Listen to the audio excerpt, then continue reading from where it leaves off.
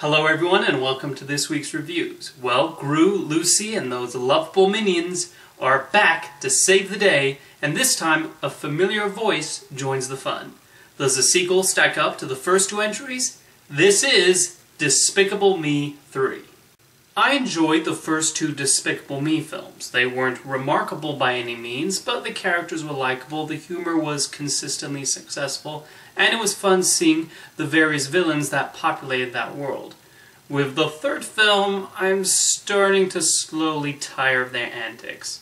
Gru somehow ends up being the least interesting character in this film. The addition of his long-lost twin brother could have taken some interesting turns, but most of the jokes rely on obvious slapstick gags and Steve Carell talking to himself.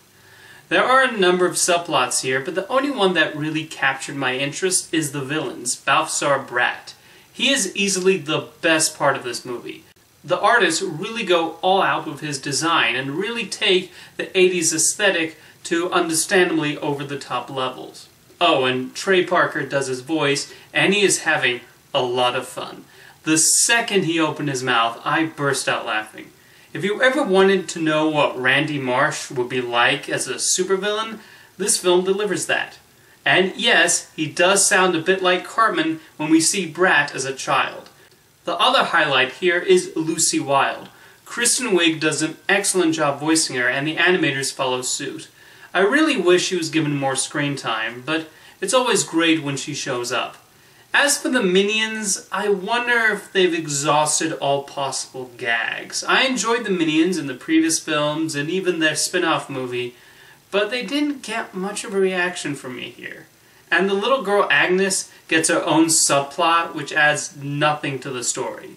They try desperately to give the orphans something to do here.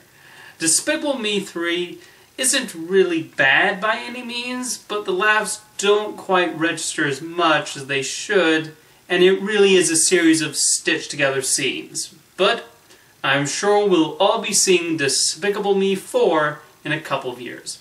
Next up is the latest action romp from Edgar Wright, Baby Driver. Wright has always been a director where music plays an integral role in his work, and Baby Driver continues that tradition. In this film, he mixes a number of genres: crime film, love story, car chase movie, and yes, musical. All of them in a glorious package. This entire film is like a lesson on how to direct driving action scenes. While the editing is fast-paced, it never becomes disorienting or difficult to tell what's going on. Even gunfights he avoids making repetitive. And most importantly, I was invested in the characters in this situation. Baby is a likable lead, and Ansel Elgort shares excellent chemistry with Lily James. The humor is on point, in particular how Wright uses film and music references to round out the characters. They are not merely there so the audience can say, "I recognize that." The use of songs fit each scene magnificently, and I also have to give credit to the sound team. Every turn, swerve, stop, and bang that happens in the action scenes are felt.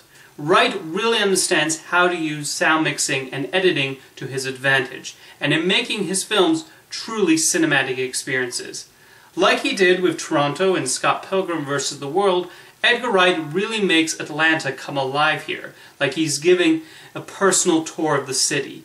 Filling out the cast with strong supporting performances from Kevin Spacey and Jamie Foxx, Wright is in total command of this film, and there is not a single frame of this movie where you don't see his passion and attention to detail seeping out. Baby Driver is a film that definitely deserves to be seen on the big screen, and is another film that cements Edgar Wright's cinephile cred. Thank you for watching this week's reviews, and I'll see you next time.